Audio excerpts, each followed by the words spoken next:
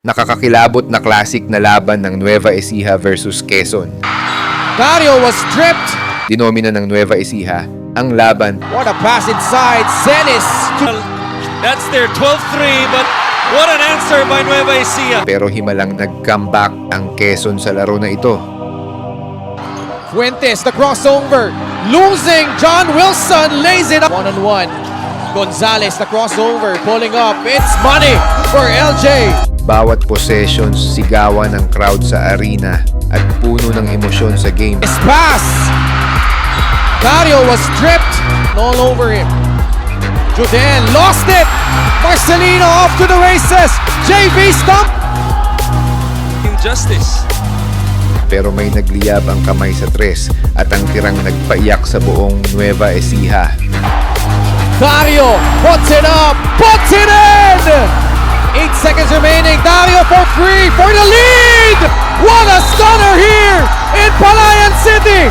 Step back and kiss myself. Big time plays, big time plays.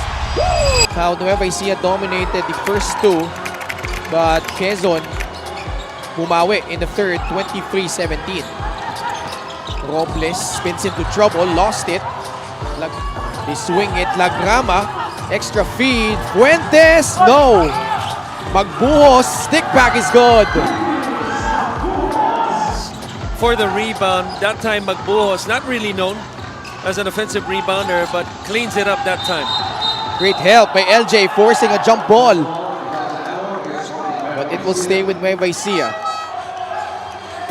Macaloni. Wilson, nawala yung bola sa kanya. Turnover na naman laban sa Nueva Ecija. Fuentes, lost control. Counter steal by the Rice Vanguards. Macaloni, what a pass inside. Celis, 2 points. This is a good timeout by Coach Eric because I was about si Kuya Rudy, no question. Kuya Roots. Please don't tell Komish I said that. Something you don't want coming off a timeout. Another turnover laban sa Quezon. You're absolutely Matinding difference dyan has been how Nueva Ecija has capitalized on those. JC no. Gonzalez the rebound. Lagrama trying to wiggle against JC Marcelino. Flashing out. Saldagon getting past Will Macaloni for the layup. Doing this without Diego Dario at the start of the fourth. Lead down to 7. Macaloni. Quezon will live and die with that kind of shot. basket timeout situation, but a turnover. That's a big turnover, costly one, especially if Nueva Ecija scores. Sobra yung tira doon ni JC. Magbuhos to LJ. Asking for a clear out against Macaloni. One-on-one. Gonzalez, the crossover, pulling up. It's money for LJ. Asking for a foul. But Because he thought tinapik sa Chan eh. No, Quezon Huskers. Robbie Celis, binigay kay Marcelino. Back to Robbie. Drifting forward, but makes it anyway. That was a tough shot by Robbie. Right here, as they were denying, etong si Marcelino to come off the screen, that short roll by Robbie, laking bagay niyan. Ganun-ganun lang, meron na siyang 12.6 rebounds and 5 assists. Magbuhos. Big 3-point shot to pull to within 4, 66-62. In this game, well enough, not only hitting baskets, he's in double figures right now with 10, but also rebounding the basketball, has 5 and 2 steals. Animang lamang, 68-62. LJ, skip pass, dangerous, but Dario, my goodness, what a shooting display from Diego Dario. Celis, pasa palabas kay Wilson, Mintes. At bola ay mapupunta sa Quezon Huskers. Free guard setup for Quezon. Gonzalez nails a free. It's down to 1. Step up, and their offense would propel. That's their 12th three, but What an answer by Nueva Ecija. Robbie Celis to the rescue. Crowd coming alive. Dario puts it up, puts it in! We are tied, 71 all! Diego Dario with his best performance to date, 26 points. On 8 3-pointers, that's a foul. Nueva Ecija though has not been down by 2. Dario. Laban kay Will Macaloni at the post. Sandagon met by 2 blue jerseys. He turns the ball over.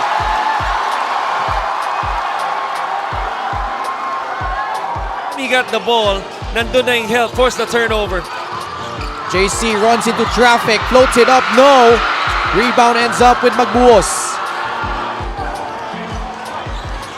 JC in front of him. LJ. The switch by Macaloni. Gonzalez, natapikan ni Will. Turnover. Big stop by Will Macaloni. All up by 2 points. They go to Macaloni on the block. Careless pass. Dario was stripped. Nueva Ecija though, just their second team foul.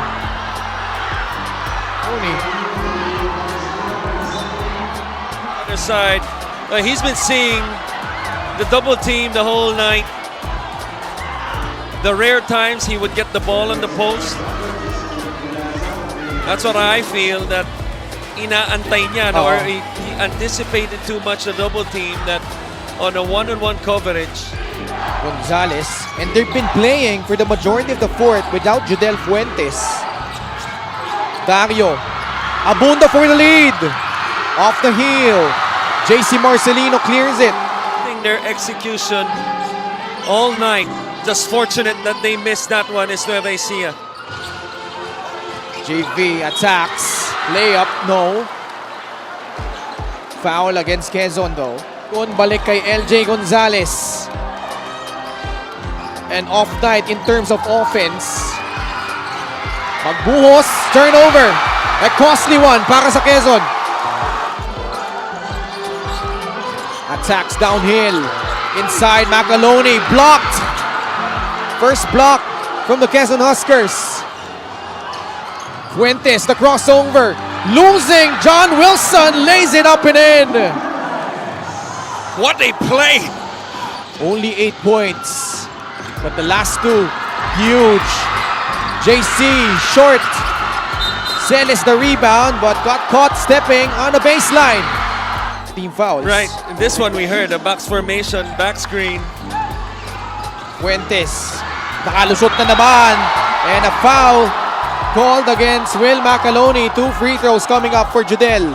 If this is a long rebound and Quezon is off to the other side, Nueva Ecija has to remember they have a foul to give.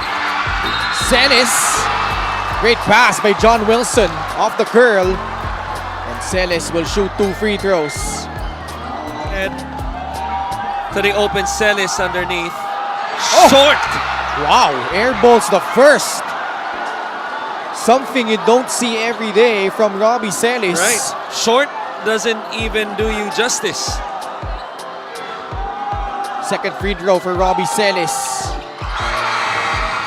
Gets it in, 76-75. The lead in this possession.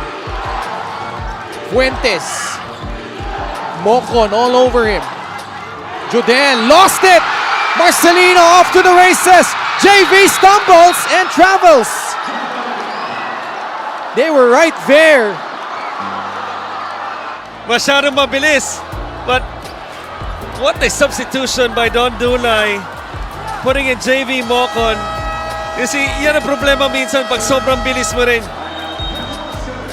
It just lost his footing. Dario pops out. Guarded by Robbie Celis. Dario with 26 points. Foul. But it's their last foul to give. You know what, coach's term usually calls it double gap, but this one, Judel Fuentes open. No! Celis with a big-time rebound and gets fouled. That was a good look though by Judel Fuentes. Can't ask for a better look than that. especially Sablay yung una.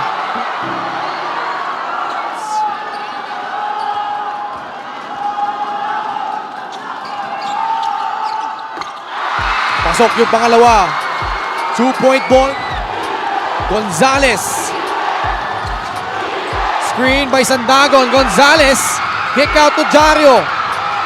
8 seconds remaining. Dario for free for the lead! 6.4 seconds remaining. Nueva Ecija.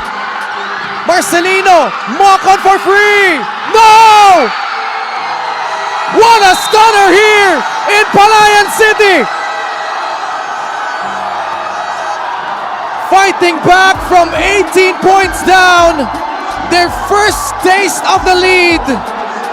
And boy, Diego Dario, his 9th three-point shot right at the hearts of the Nueva Ecija Rice Vanguards. So what's the saying? The first time is always the first time to take the lead, the sweetest one. But to me, this is really a defensive down. What's the saying? Hand down, man down. You see, to me, this is a late contest by Wilma Caloni. The way Diego Dario has been shooting lights out tonight, you force him to put, not only to put the ball on the deck, but really to drive the basketball knowing that the help is going to be there. But then again, Diego Dario, what a performance. Certainly his best MPBL game, maybe the best game of his young career. He's still young, by the way. Oo naman, no question. Diego Dario. Ito magiging posible kung wala si God yung guidance niya. You don't like that? You don't like NBA basketball?